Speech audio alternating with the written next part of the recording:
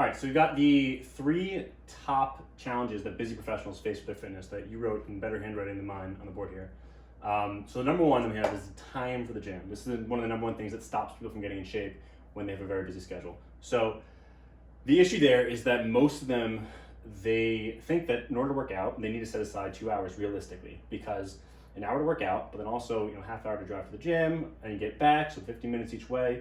Maybe if they're waiting for machines, if they have to shower and change. So what we do with our clients is we cap it at it's just 45 minutes. All they need to do is slot 45 minutes off their schedule, and then our trainer can show up at 6 a.m. They do the workout 6 to 6:45, and they head out, and then the client's already at home. So then they're done and they're ready to start their workday. So that makes a huge difference when they know, okay, it's really just 45 minutes, and then it's not fitness or, it's not like I can do my workout or I can spend time with my kids. It's fitness and. It's I can work out, I can spend time with my kids, I can get my job done. So that's number one. Number two is the convenience of healthy food. Now this is a really big piece that a lot of our clients don't really think about too much until we start going through their consultation and going through their day-to-day. That for a lot of them, the reason they're eating so unhealthy is not necessarily that they have these terrible cravings, it's that they're so busy, and so it makes more sense, it's economical for them to eat whatever is quickest and easiest in the moment, and that often happens to be fast food. So the entire game with nutrition is it's never about going on a diet. What we're focusing on is how do we make healthy eating as convenient or more convenient than it would be to order a pizza, right? So making healthy food super readily available, whether it's meal prepping, whether it's using a service, or whether it's having healthy snacks that are ready to go, and that completely changes the game, where then the default setting, the easiest thing in the moment is to eat healthy. And so then it's a habit that doesn't even have to be thought about. That's number two.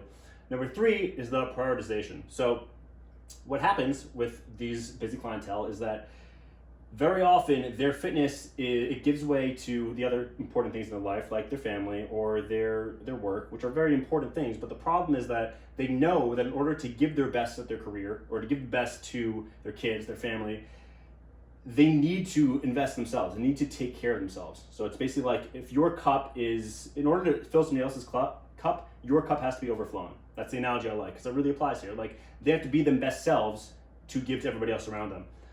But in the moment, it's hard for them to do that, right? And the reason for that is because of social accountability. So if they skip date night with their wife, they're gonna have social accountability there. The wife's gonna be upset about it, and they're gonna have an immediate consequence. If they skip a deadline at work, if they don't turn in the proposal the next day, they have that social accountability. It's gonna be an immediate consequence. The boss is gonna be upset with them. Fitness, there's usually no social accountability, or at least nothing immediate. Nobody really is gonna care necessarily if you skip a workout. Nobody's gonna care necessarily if you, instead of eating your chicken and broccoli, you go and you eat at Chick-fil-A. So the social accountability makes a huge difference when you can apply that to fitness as well. You need some social immediate consequence, both in terms of reward and punishment, if we think about operating conditioning.